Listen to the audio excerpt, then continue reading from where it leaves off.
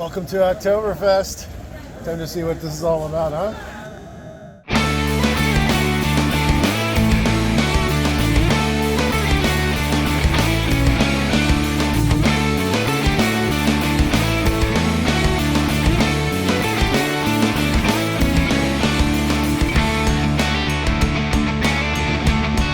Today we're in Germany, and we're going to talk about the things to do in Oktoberfest. And some of the things not to do, because there's just as many of those as there are to do. It is a great time if you do it right. And we're going to try to tell you how to do it right and give you some pointers that might make you enjoy it more and maybe come out of it feeling good about yourself. And our first do is to make reservations for anything you feel like you have to do, whether it's the beer tent and especially for the hotels. Yeah, the hotels you want to book at least 6 months in advance, and they still cost about $300 if you're going to be in stumbling distance. If you wait till too late, you're either not going to get one or you are going to completely pay through the nose for it, and you want to have a hotel close by. We'll talk more about that in a couple of do's and don'ts. You also want to get reservations for a tent if you have a big group. Now, one way to get away from that is you can go a little bit early. We went during like lunchtime, and there were plenty of tables, and we still got the experience. It's just, you know, it's not as much of a party. So just plan accordingly. You'll have a great time.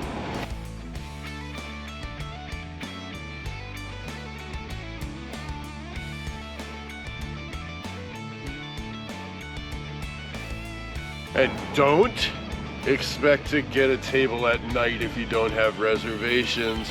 We got super lucky and did end up eventually with a table, but we had to kind of almost bribe and smile our way into like this little hidey spot because they won't give you beer unless you're at a table officially. Right, but it ended up being like a really great spot, actually. You know, we got this awesome table right next to the stage. Everybody's dancing around on the table. It was a lot of fun. It was awesome.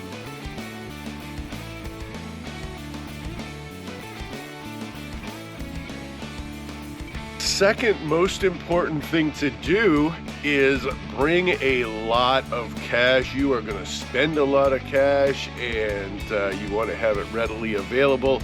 Also bring kind of small cash so that you can tip, but don't make it too small because they don't really like little small tips. They like to serve you better if you give them a nice generous tip at the first part.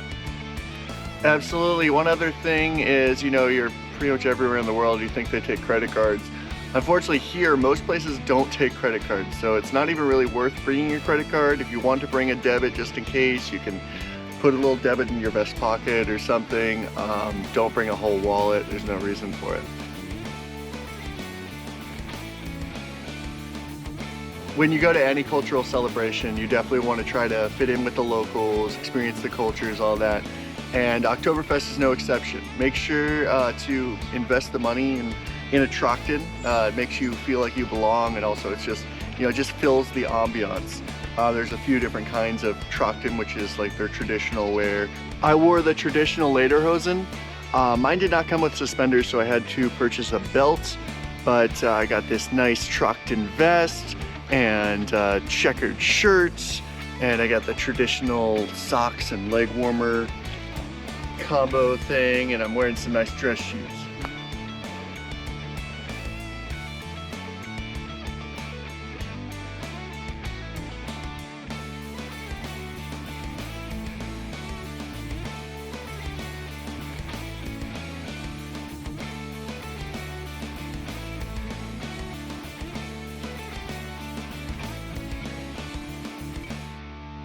When you go to Oktoberfest, it's really fun to get dressed up and get into the spirit of Oktoberfest by wearing traditional garments like a dirndl.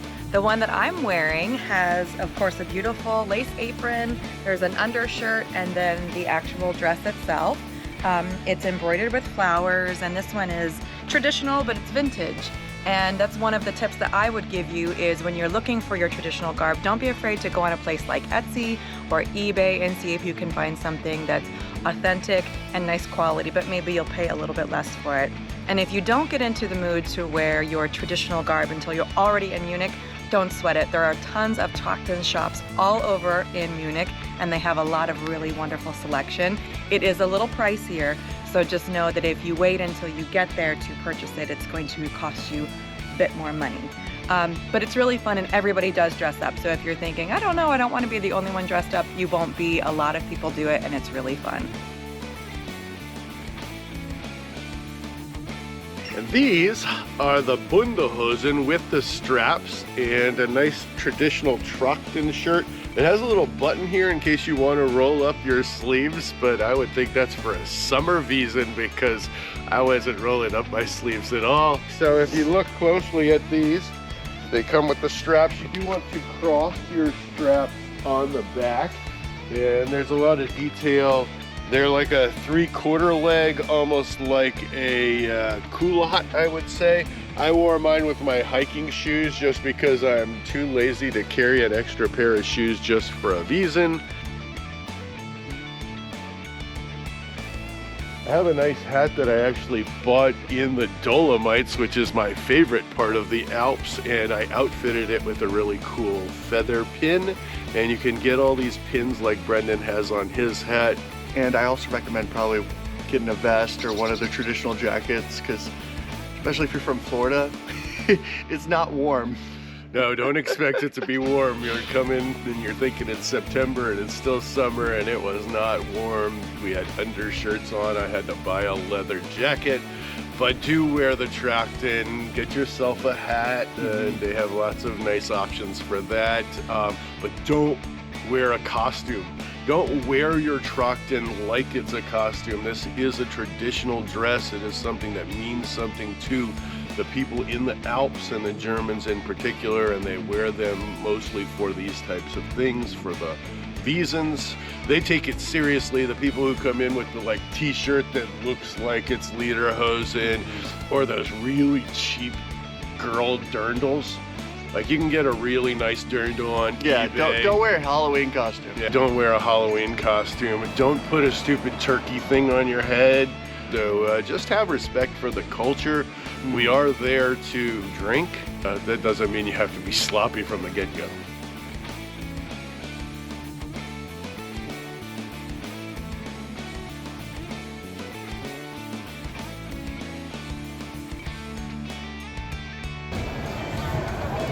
This is the Augustiner tent, and so far Augustiner has my favorite beer of the trip.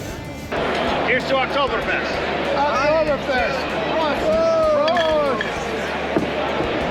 Another thing to do is go to multiple tents. There are at least 17 main tents, and then there's a bunch of other beer gardens. I don't suggest that you go to all of those, but I would try a beer from each of the main breweries. There's 4 breweries. And one thing is, you are going to be having a lot of beer. It is a beer festival, and you are going to have liters at a time. So definitely make sure you pace yourself. You know you better than we can even advise you. So you know how much alcohol you can handle. Make sure to follow that, because you don't want to get super sloppy and disgusting. Also, get a water every once in a while. Make sure you get some food to soak up some of that alcohol. One of my top pointers is walk away for a minute. You may lose your table, but the amount of beer that you're going to drink at this thing is pretty copious, and you really need to soak it up with some food. And we're here at Augustiner Brewery at the brew house, and it's about half the price of what it is in any of their tents. And so we're sobering up for a minute, and then we're gonna go back for round 2. Everything's expensive in there. It's $14.10 for a liter of beer. So we told you bring lots of cash, and there is definitely a reason for that. But the biggest thing not to do is don't be that guy. Die beer leaking. Like laying on the concrete looking like you're comfortable and slobbering, or we saw so many people like, oh my gosh, man. You're giving yourself a bad beer name. corpse, right? The beer corpse. The Don't beer beer corpse. the beer corpse, because that is not a good look. No.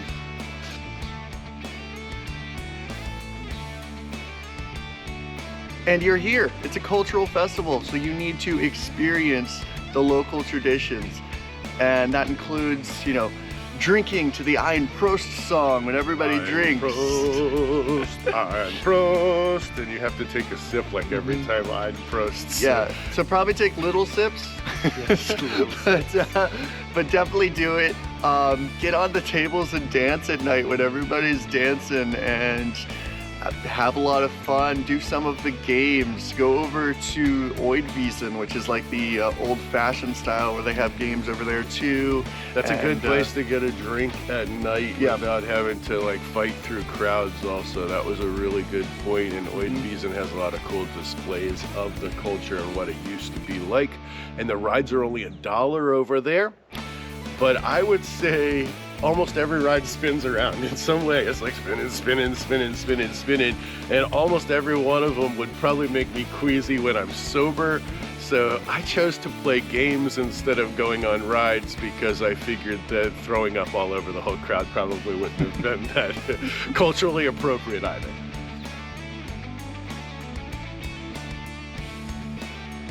So as we said, you do want to bring whatever valuables you have pretty much in your pockets, both for security and because they have a lot of security. Yeah, you don't want to bring anything bigger than a clutch, not only because you're just not allowed to. If they see a backpack, they won't let you in. You have to put it in a locker. You can't bring it in with you. Also, even if it's a small little clutch bag, they're still going to inspect it. So, you know, just plan accordingly. Definitely try to fit what you can in your pockets. You'll be fine. And because you're drinking so much beer, you're gonna have to go to the bathroom. It's human nature. I do suggest, especially if it's at night, to go to the restrooms inside of the beer tents instead of waiting for hours, the ones outside. It can be quite crazy, and like I said, everybody's drinking, so everybody wants to go to the bathroom, having a much better time if you go to the ones in the beer tent. Yeah, it's pretty efficient. There's all these big troughs in there, so once you're able to actually undo your Trachten, you know, you're in business pretty quick and you can get back to the real business of drinking.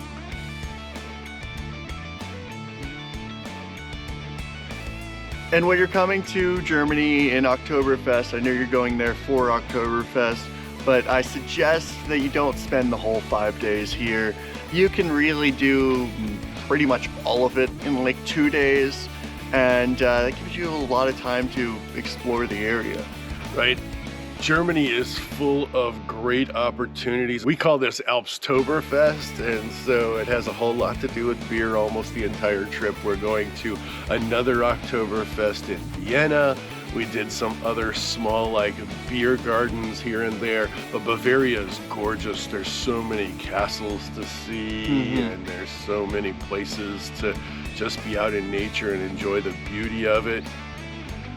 I can't imagine spending 5 days in Munich with it that crowded and that debaucherous, and I probably would have turned yellow with liver jaundice if we would have gone to that festival every day. Another thing is to either stay close so you can walk or use public transit, because you do not want to drink and drive in Germany. Yeah, their drinking and driving laws are quite strict. It's like 0.05. Plus, you don't want to have to find parking. That's true too. It's hard enough to get the parking at the hotel, and you know, these parking garages are pretty tight. If you've had anything to drink, I can't imagine that you're going to come out of that unscathed or without having to pay a deductible. So those are all great do's and don'ts. Most important do is plan to go to Oktoberfest next year, the year afterwards. If you've watched this whole thing, you're obviously into beer and you're thinking about it. So just start booking your tickets early in all those hotels, and if you have a group of 10 or so, and get yourself a table and get yourself out there. Find out what this is all about, because it is really one of those once-in-a-lifetime experiences that we enjoyed very much. And as always, Find yourself on the journey.